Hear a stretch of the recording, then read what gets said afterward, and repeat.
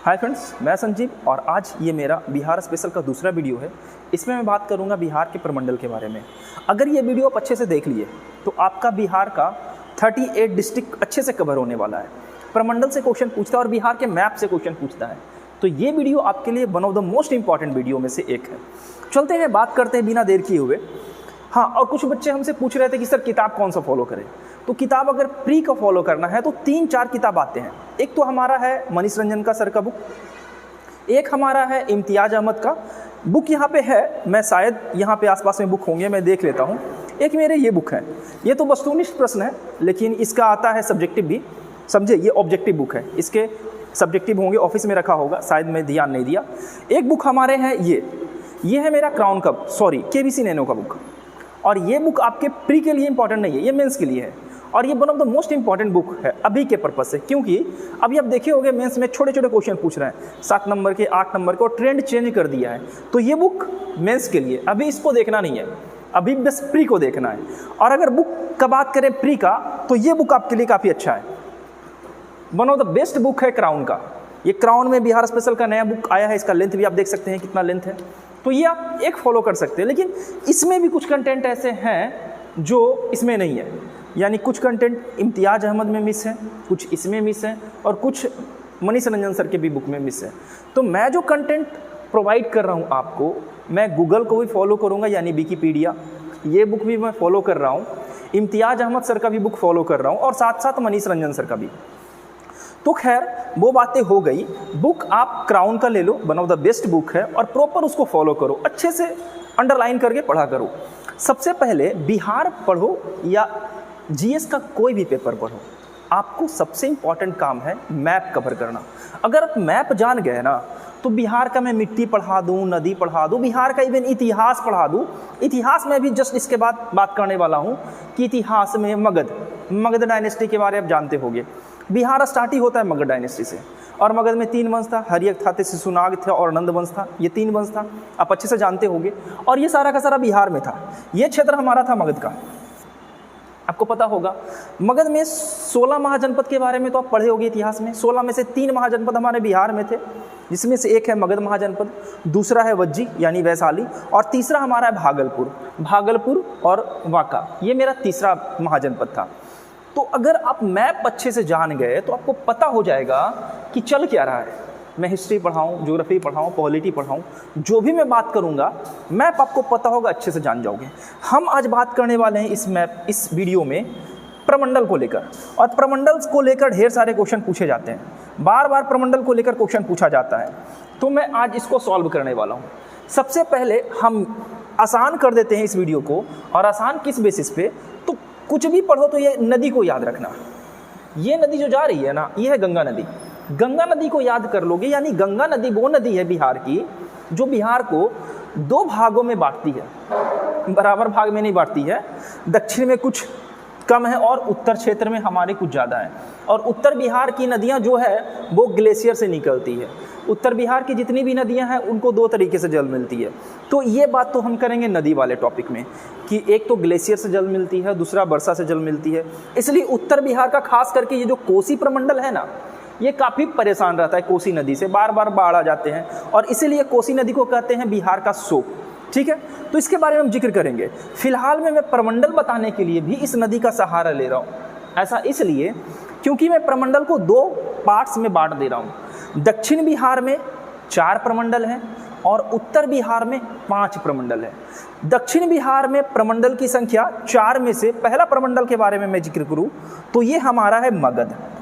ये क्षेत्र आप देख रहे हैं मगध का, और मगध प्रमंडल में तो पहले यही पूछ लेगा कि मगध प्रमंडल में जिला की संख्या कितनी। आपको साफ साफ दिखाई दे रहा होगा कि मगध प्रमंडल में 5 जिले हैं, गया, नवादा, जहानाबाद, अरवल और एक औरंगाबाद। मैं आपको कल मैं बताया था आपको कि ये जो अरवल है वो जहानाबाद से अगस्त 2001 में अलग होकर एक नया डिस्ट्रिक्ट का निर्माण किया है। इस बेसिस पे मगध में प्रमंडल की संख्या हो गई हमारी 5, और मगध डायनेस्टी आपको अच्छे से पढ़ना है, और वहाँ से क्वेश्चन बनते भी हैं। अजातशत्रु, बिंबिसार और उदयन से लेकर, या हमारे बौद्ध धर्म का जो बौद्ध संगति हुआ था, या मगध की पहली राजधानी पूछ देता है। तो मगध सबसे इम्पॉर्टेंट है इतिहास में। बिहार स्पेशल को लेकर। इसके बाद हम चलते हैं पटना। पटना प्रमंडल में आपको 6 जिले दिख रहे होंगे। नालंदा, कुछ लोग ऐसा कहते हैं कि कुछ लोग ऐसा लगता है कि नालंदा मगध प्रमंडल में था, नहीं, लेकिन जिस समय मगध था यानी मगध डायनेस्टी या मौर्य डायनेस्टी, उस समय नालंदा का क्षेत्र प्रभावित था। परंतु अगर वर्तमान में हम देखें तो पटना प्रमंडल में 6 जिले आते हैं। एक तो हमारा है खुद पटना। पटना के मगध प्रमंडल में कोई जिला का नाम से प्रमंडल का नाम नहीं रखा गया, परंतु पटना प्रमंडल का नाम पटना के नाम से रखा गया। एक पटना हो गया, दूसरा हमारा है नालंदा, तीसरा भोजपुर, चौथा बक्सर, पांचवा रोहतास और छठा कैमूर। तो ये हमारे पटना प्रमंडल में 6 जिले। जिले की संख्या याद रखिएगा, पूछ लेगा, रैंडम आपको दे देगा कि बता दीजिए रोहतास किस प्रमंडल में आता है। तो आउट ऑफ सडन याद करने का सबसे अच्छा तरीका है कि रोहतास जो है वो बिहार के दक्षिणी क्षेत्र में स्थित है और ये पटना प्रमंडल में आता है। अब चलते हैं तीसरा, ये पहला मगध था, दूसरा पटना है, तीसरा आता है हमारा मुंगेर प्रमंडल। जिस तरीके से पटना प्रमंडल में 6 जिले, उसी तरीके से मुंगेर प्रमंडल में भी 6 जिले आते हैं। और 6 जिले कौन कौन से हैं? एक तो हमारा ये क्षेत्र हो गया शेखपुरा का, आप यहाँ पे देख रहे होंगे, दूसरा जमुई, तीसरा लखीसराय, चौथा मुंगेर, पांचवा हमारा हो गया बेगूसराय और छठा हो गया खगड़िया।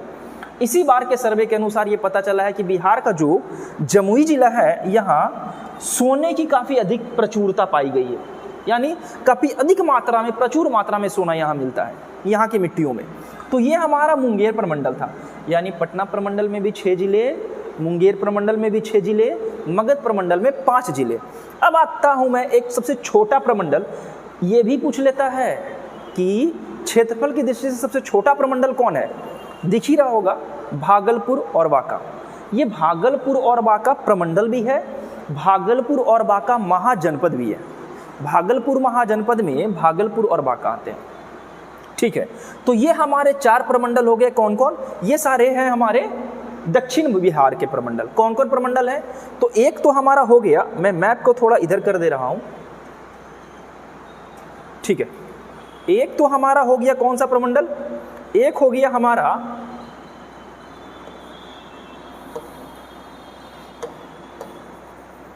एक पहला हो गया हमारा कौन सा?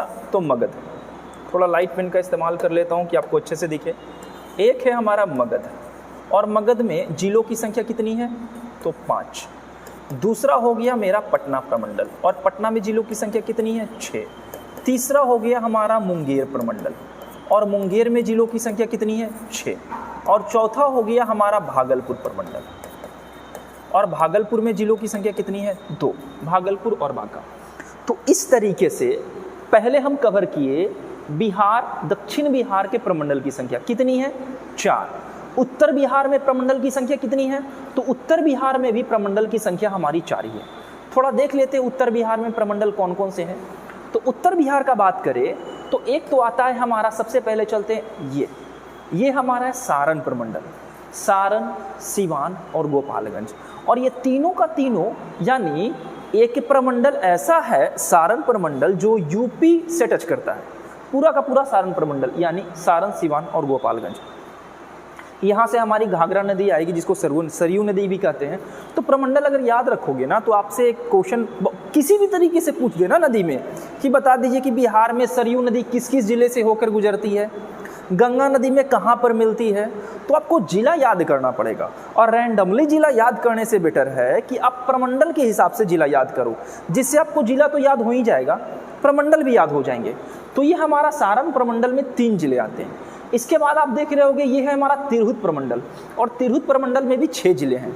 पटना प्रमंडल में भी 6 जिला था, मुंगेर प्रमंडल में भी 6 जिला था, और तिरहुत प्रमंडल में भी 6 जिला है।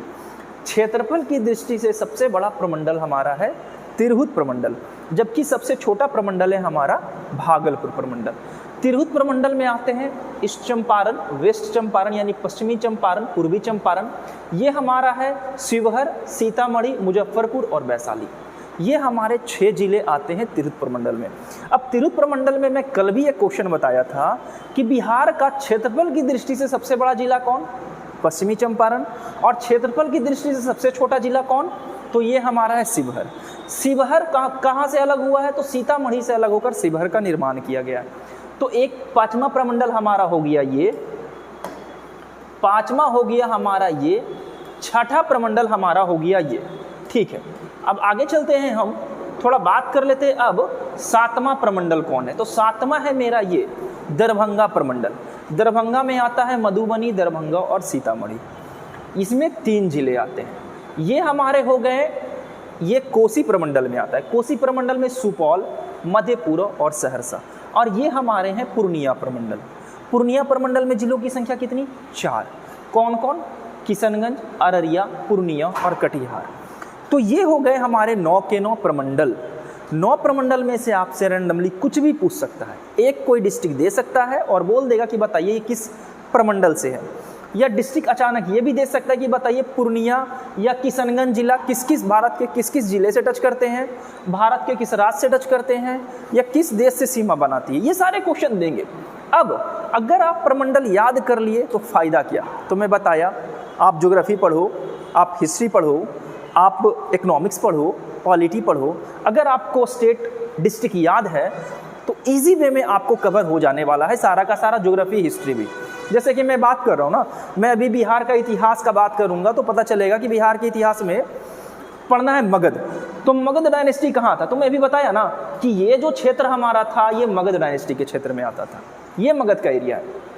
ठीक है, इसके बाद पूछ देगा कि बताइए बिहार के कितने ऐसे जिले हैं जो नेपाल से सीमा लगाते हैं। तो नेपाल से सीमा लगाने वाले सबसे पहले अच्छी बात यह है कि बता दीजिए तिरहुत प्रमंडल के कितने जिले हैं जो नेपाल से सीमा लगाते हैं।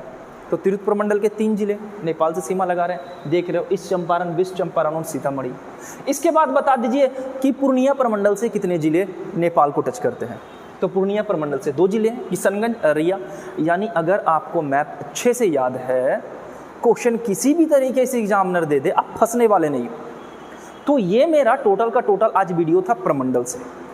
सारा का सारा कलर भी चेंज है और अच्छा से लिखा हुआ भी है। आपको कुछ करना नहीं है, आप बस जब भी मैं पढ़ाऊँ ना तो एटलीस्ट आप मैप लेकर बैठो, फिर भी यहाँ पे मैप आपको साफ साफ दिख रहा होगा। तो इस तरीके से आप 38 जिले कवर कर लिए। तो नेक्स्ट डे मैं बात करूँगा और, लेकिन अभी मैं थोड़ा और बात करने वाला हूँ। अब मैं इस मैप को थोड़ा साइड करता हूँ, अब मैं प्रमंडल के बारे में जिक्र करता हूँ। तो प्रमंडल के बारे में तो ऑलरेडी मैं आपको बता चुका हूँ। पटना प्रमंडल में कौन कौन कितने जिले आते हैं, मगध प्रमंडल में कितने जिले आते हैं। अच्छा, और बात कर लेते हैं, इसको हटा देते हैं भाई, मैं तो ये पहले बात कर चुका हूँ। अब आते हैं इसके बारे में थोड़ा, ये मैं देख लेता हूँ आगे कि और क्या क्या आते हैं। इसको मैं यहाँ ले आता हूँ, शायद आपको दिख ही जाए, आई होप कि दिखेगा ही। ये हमारे प्रमंडल हैं। सारण प्रमंडल में कितने जिले, तिरहुत प्रमंडल में कितने जिले, ये सब आपको दिख रहा होगा अच्छे से।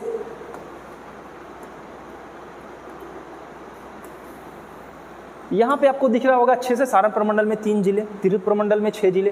तो ये सारा जो PDF है ना मैं आपको प्रोवाइड कर दूंगा, बट इससे फायदा तभी होगा जब आप अच्छे से मैप देखे होगे। अच्छा, क्वेश्चन ये भी पूछ लेता है कि बता दीजिए अनुमंडल की संख्या कितनी है। तो अनुमंडल की संख्या आपको दिख रही होगी साफ साफ कि अनुमंडल की संख्या कितनी है, बिहार में 101। प्रखंड की संख्या कितनी है, तो यहाँ पे प्रखंड लिखा हुआ है आपका, प्रखंड की संख्या है कितनी, तो 534। ये क्वेश्चन पूछा गया है। अच्छा, लोकसभा बिहार में कितने हैं, लोकसभा का सीट और राज्यसभा का सीट। तो बिहार में अगर हम लोकसभा का सीट का बात करें तो बिहार में लोकसभा की सीटें कितनी है, तो वो है हमारा 40। अब बिहार में लोकसभा का सीट तो देता ही देता है, उसके अलावा पूछ लेता है कि अनुसूचित जाति के लिए सीटें कितनी आरक्षित की गई है। तो बिहार में अनुसूचित जाति के लिए सीटें आरक्षित है 6, और 6 कौन कौन है, गोपालगंज, हाजीपुर, समस्तीपुर, जमुई, गया और सहरसा। अब इससे यही पूछ लेगा कि बता दीजिए किस प्रमंडल के जिले लोकसभा की सीटों के लिए आरक्षित है। अगर ऐसे घुमा के दे दिया, इजी में बना दोगे। राज्यसभा में सीटों की संख्या कितनी है, तो राज्यसभा में चुन के जाते हैं हमारे 16 लोग। 16 लोग जाते हैं राज्यसभा में चुन के बिहार से, और लोकसभा में जाते हैं 40 लोग। और बिहार का जो सदन है ना वो द्विसदनीय व्यवस्था है, यानी एक है हमारा विधानसभा और एक है हमारा विधान परिषद। हर स्टेट में नहीं है ऐसा। भारत के 6 ऐसे स्टेट है जहां द्विसदनीय व्यवस्था है। जनरली जितने भी स्टेट हैं हमारे बाकी 22 में सिंगल सदनीय व्यवस्था है। तो ये हमारा बेसिक बात है। अब हम थोड़ा सा और देख लेते हैं, एक कंटेंट हम और बात करेंगे। एक के बारे में और हम जिक्र करने वाले हैं थोड़ा सा। यहाँ पे आप देख लीजिएगा विधानसभा के सदस्य, जैसे अभी हम देखें लोकसभा के सदस्य कितने हैं बिहार में, 40। राज्यसभा के सदस्य कितने हैं हमारे पास बिहार में? 16। उसी तरीके से बिहार में विधानसभा में सदस्य की संख्या 243, और ये बहुत बार पूछा गया है, ये बेसिक सा बात आपको याद होना चाहिए। अच्छा, अनुसूचित जाति के लिए विधानसभा में आरक्षित सीटें कितनी? 38। अब ये 38 जैसे ही आता है आपको देन एंड देयर स्ट्राइक करना चाहिए कि बिहार में जिलों की संख्या कितनी है? 38। तो ये छोटी छोटी बातें जो है ना आपको हमेशा याद रहना चाहिए कि अगर हम ये बात कर रहे हैं मतलब कि आप पुराना बातों को याद करते जाओ। अगर आप रिकॉल करते जाओगे ना, एक दूसरे से टाई अप करके अगर याद रखोगे तो आपको बातें काफी लंबे समय तक याद रहेगी। अब बात करते हैं अनुसूचित जाति के लिए आरक्षित क्षेत्र कितने हैं विधानसभा में? तो 2 है। कौन कौन है? एक है कटोरिया और दूसरा है मनिहारी। ये बहुत बार पूछा गया है कि बिहार के विधानसभा में अनुसूचित जनजाति के लिए आरक्षित सीटें कितनी? ये है अनुसूचित जाति। अनुसूचित जाति जिसको कहते हैं एससी, शेड्यूल कास्ट। अनुसूचित जनजाति जिसे कहते हैं एसटी, शेड्यूल ट्राइब। तो शेड्यूल ट्राइब के लिए सीटों की संख्या 2 और शेड्यूल कास्ट के लिए सीटों की संख्या विधानसभा में कितना? 38। अब बात करते हैं बिहार में विधान परिषद। विधान परिषद बिहार में कितना है सीट? 75। ठीक है, अभी विधानसभा का इलेक्शन बिहार में होने वाला है। ठीक है, अब ये मैटर करेगा, ये विधानसभा, इस पे इलेक्शन होने वाला है। ठीक है, कौन कितना सीट लाता है, किसी सरकार बनती है, तो ये बिहार में द्विसदनीय व्यवस्था, विधानसभा भी और विधान परिषद भी। विधानसभा में सीट 243 और विधान परिषद में सीट 75। नगर निगम का बात करें तो बिहार में 13 नगर निगम है। अब 13 नगर निगम में कौन कौन है यहाँ पे आपको दिख रहा होगा। बिहार शरीफ भी आता है हमारा, मेरा जिला है बिहार शरीफ, ये भी आता है नगर निगम में। बाकी मुंगेर, कटिहार, गया, पटना, आरा, पूर्णिया। मैं फिर से बोल रहा हूँ, अगर मैं एग्जामिनर हुआ ना तो यहीं से क्वेश्चन बना दूंगा कि बता दीजिए बिहार में जो हमारा नगर निगम है वो किन किन प्रमंडलों से लिया गया है या कितने प्रमंडल से बिहार का नगर निगम उठाया गया है। अब आपको यही याद नहीं होगा कि कौन कौन सा जिला है तो आप कैसे बता सकोगे कि कौन कौन से प्रमंडल से लिया गया। अब बात करते हैं नगर परिषद। तो बिहार में नगर परिषद 46 है और नगर पंचायत मेरा 84 है। तो ये था आज का वीडियो, बेसिक वाली बातें जो ऑलरेडी मैं समझता हूं कि आपको याद होगा। अक्षांशीय देशांतरीय विस्तार में कल बता दिया था, लंबाई चौड़ाई बता दिया था कि बिहार के पूरब से पश्चिम की लंबाई है 324, शायद 324, शायद में भी। और अगर पूरब से पश्चिम देखें तो कितना है? 483 किलोमीटर। तो ये है मेरा पूरब और पश्चिम की लंबाई। शायद में भी मिस्टेक हो सकता है ये डाटा में, बट अच्छा ठीक है। बिहार का एरिया में बताया था कि बिहार का कुल क्षेत्रफल है कितना? 94,163 वर्ग किलोमीटर है। बिहार की जनसंख्या के हिसाब से बिहार जो है वो भारत का तीसरा राज्य है, लेकिन क्षेत्रफल की दृष्टि से बिहार जो है हमारा 13वां राज्य है। तो ये सारी बातें आपको याद रखनी है। मैं इसके बाद थोड़ा सा बात करूंगा बिहार के इतिहास के बारे में और उसके बाद जस्ट मैं चलूंगा जनगणना के ऊपर लेकर। जनगणना से क्वेश्चन आएंगे, जितना हो सकता है मैं जनगणना के ऊपर डिटेल में बात करने वाला हूँ। और उसके बाद हम चलेंगे बिहार की नदियों के बारे में, उत्तर बिहार की नदियाँ, दक्षिण बिहार की नदियाँ। मैं जब भी बिहार के ऊपर जिक्र करूँगा ना, मैं कभी भी बिहार का जिक्र किया तो हर हाल में मैं गंगा नदी को सामने लेकर आऊँगा। गंगा नदी को सामने लाने से ये होता है ना कि आपको चीज़ें अच्छे से दिखने लगती है कि कितने स्टेट किधर हैं, कहाँ पे हैं और किधर किधर है, अच्छे से आपको सारी बातें दिखने लगेगी। तो जाते जाते आपसे एक छोटा सा क्वेश्चन, जैसा कि एज यूजुअल मैं पूछता हूँ, बस हमको ये बता दीजिए कि बिहार में कौन से प्रमंडल क्षेत्रफल की दृष्टि से छोटा है और कौन सा प्रमंडल क्षेत्रफल की दृष्टि से बड़ा है। ये क्वेश्चन का आंसर आप कमेंट भी कीजिएगा। अगर वीडियो अच्छा लगे लाइक कीजिए, कमेंट कीजिए, शेयर कीजिए, सब्सक्राइब भी कर दीजिएगा। और मैं फिर आऊँगा ऐसा ही वीडियो लेकर। बने रहिए, एग्ज़ाम की तैयारी करते रहिए। सोचना नहीं है कि एग्ज़ाम में क्या होगा, जो होगा अच्छा होगा। और हाँ, करंट अफेयर आप साथ में लेकर चलिएगा। ये मत सोचिए कि लास्ट मोमेंट में करंट अफेयर करें तो फिर आपका छूट जाएगा। ठीक है, मिलते हैं कल, तब तक के लिए अपना ख्याल रखिए। धन्यवाद।